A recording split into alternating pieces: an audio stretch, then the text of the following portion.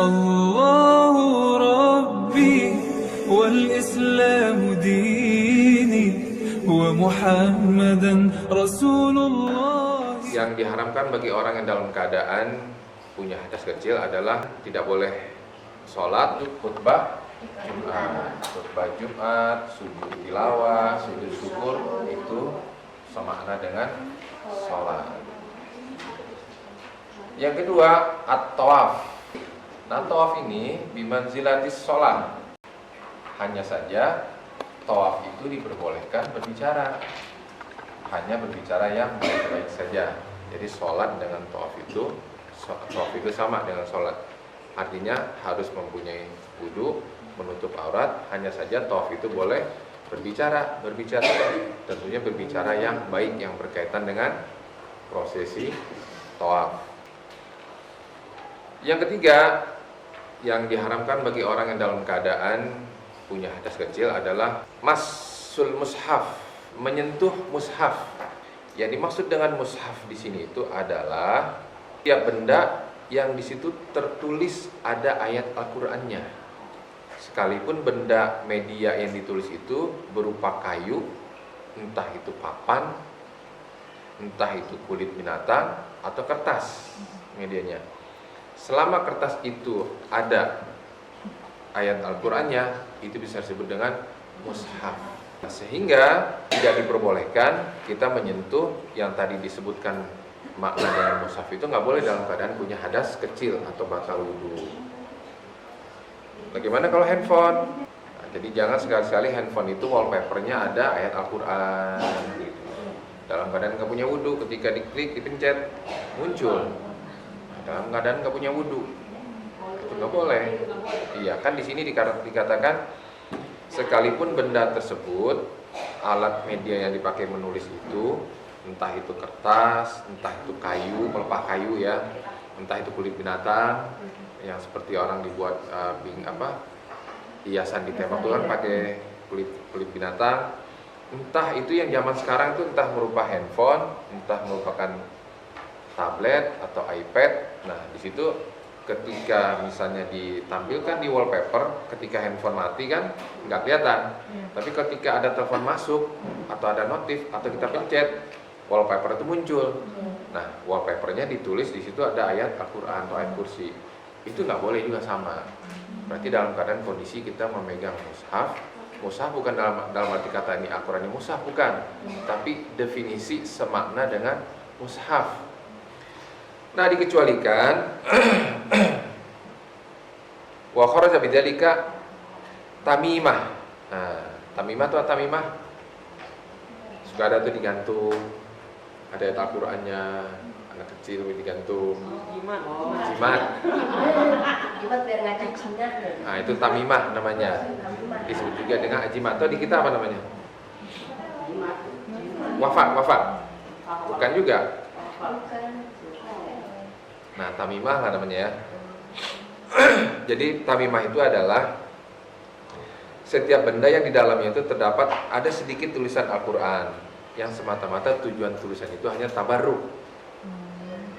Tabarruk itu artinya mengharapkan keberkahan. Dan dikalungkan biasanya, dikalung di sini di kepala. Maka orang yang batal wudunya tidak diharamkan menyentuh atau membawa tamimah tersebut. Selama menurut kebiasaan tamimah tersebut tidak disebut dengan mushaf. Menurut urf kebiasaan tamimah itu tidak disebut dengan mushaf gitu. Nah di situ tuh ada Quran kecil ya kalau nggak salah. Nah nggak tahu nih dari mana ini. Ini 30 juz ini. Nah ketika seluruh Al-Quran ditulis, apabila seluruh Qurannya itu ditulis, maka tidak bisa disebut dengan tamimah. Meskipun bentuknya diperkecil sekali dan meskipun tidak ada tujuan menjadikan tulisan huruf Al-Quran tersebut. Nah jadi kalau begini nih, ini tetap Quran, mushaf ini namanya. Jadi yang begini ini nggak bisa disebut dengan tamimah. Jadi perlakuannya gimana? Perlakuannya sama dengan mushaf Al-Quran. Dan dikatakan oleh Imam Nawawi di dalam kitab Tibyan, fi adabi hamalatil Quran, di dalam bab tentang adab membawa Al-Quran. Beliau mengatakan diharamkan bagi orang yang dalam keadaan punya hadas untuk menyentuh mushaf, baik menyentuh tulisannya al-maktub, baik menyentuh tulisannya atau pinggirnya atau sampulnya. Kayak ini nih. Semua yang berkaitan dengan mushaf ini itu haram disentuh. Ini perlakuannya seperti mushaf. Tidak boleh kita perlakukan ini kan cuma bungkusnya aja, covernya ini cuma jilidnya. Terus misalnya di sini, ininya nih. Semuanya yang terkait nama dengan mushaf atau talinya udah hilang. Talinya itu perlakuannya sama seperti mushaf. Lihat, sesuatu benda yang terikat dengan sesuatu yang mulia, dia menjadi mulia jadinya. Jadi mulia. Nah, sehingga apapun yang berkaitan dengan mushaf ini, baik ininya perlakuannya sama dengan mushaf. Menyentuhnya pun haram bagi orang yang dalam keadaan punya hadas. Kita tafsir bagaimana? Perbandingkan lebih banyak mana tulisan tafsirnya dengan huruf Al-Qur'annya. Kalau misalnya lebih banyak huruf yang ditafsirnya, maka perlakuannya tidak seperti mushaf. Diharamkan bagi orang yang muhdis juga menyentuh kantong, sampul, peti kecil yang terdapat di dalam mushaf. Misalnya kita punya peti yang bagus, kita buat terukir dari kayu jepara. Nah, di situ kita buka tempat menaruh mushaf. Termasuk itu sama perlakuan terhadap seperti mushaf juga. Jadi semua yang terkait dengan mushaf itu perlakuannya seperti mushaf. Yang berikutnya yang diharamkan bagi orang yang dalam keadaan punya hadas, wahamluh. Apa hamluh? Membawa. Nah, di sini menyentuhnya saja sudah haram, apalagi membawa. Lalu gimana kalau ketika kita sedang bepergian, sedang mau pengajian, kita membawa Al-Quran nggak mungkin kita titip di tempat majlis taklim atau nitip di tempat ustadznya, penuh nanti ustadz tuh rumahnya Al-Quran semua titipan. Kenapa nggak dibawa aja? Takut nanti tengah jalan batal wudu. Nah, akhirnya di sini ulama memberikan pembahasan.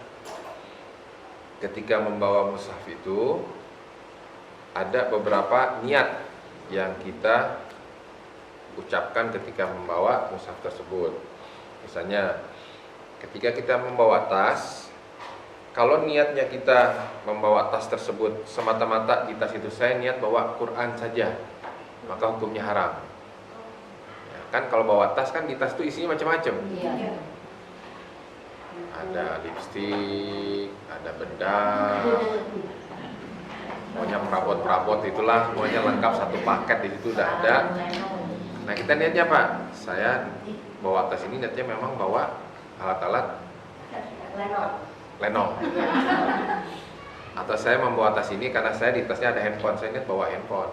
Atau saya niat membawa buku catatan. Nah, kalau niatnya itu boleh, walaupun di situ ada mushafnya. Tapi kalau niatnya semata-mata membawa mushaf, maka tidak boleh. Maka gimana supaya kita bisa membawa itu mushaf pergi kemana-mana?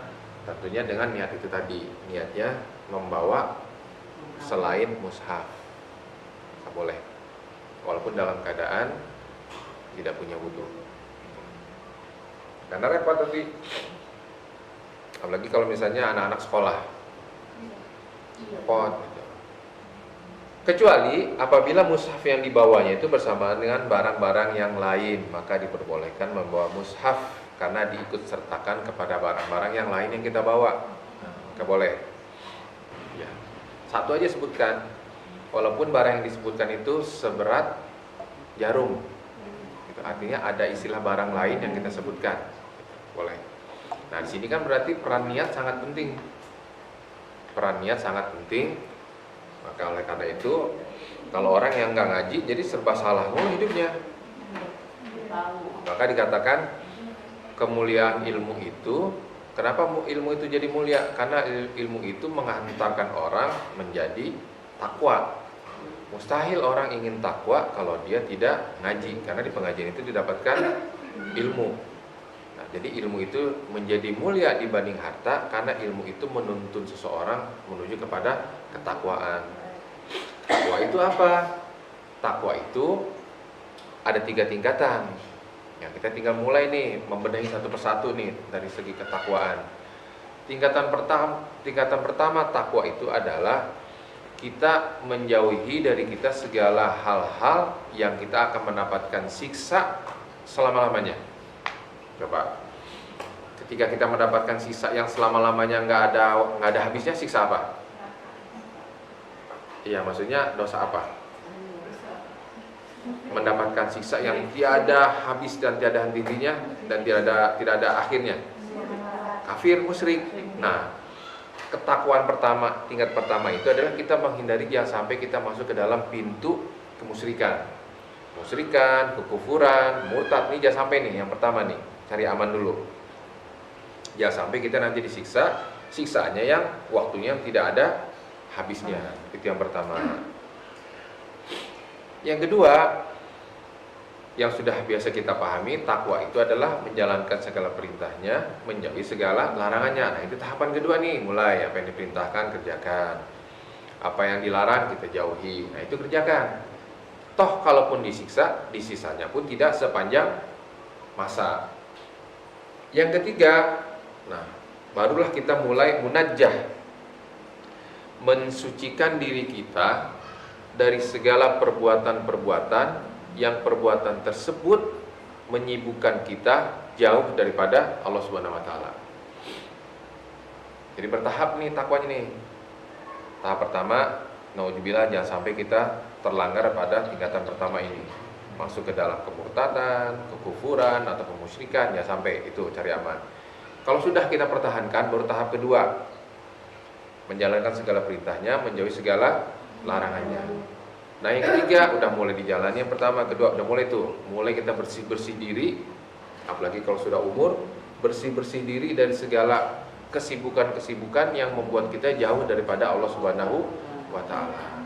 Nah, 1, 2, 3 ini dilaksanakan, insya Allah sudah menjadi hamba yang bertakwa. Nah, itu adalah 1 sampai 4 perkara-perkara yang diharamkan bagi orang yang dalam keadaan punya hadas kecil. Yang pertama adalah tidak boleh sholat, tidak boleh tawaf, tidak boleh menyentuh masul mushaf, dan tidak boleh hamluh, membawa mushaf. Nah, di sini pengarang mengatakan bahwa hadas itu terbagi menjadi 3: kecil, sedang, besar. Hadas kecil itu tadi. Hadas kecil itu tadi dalam keadaan tidak boleh sholat, tawaf, menyentuh Quran dan membawa Quran. Itu hadas kecil.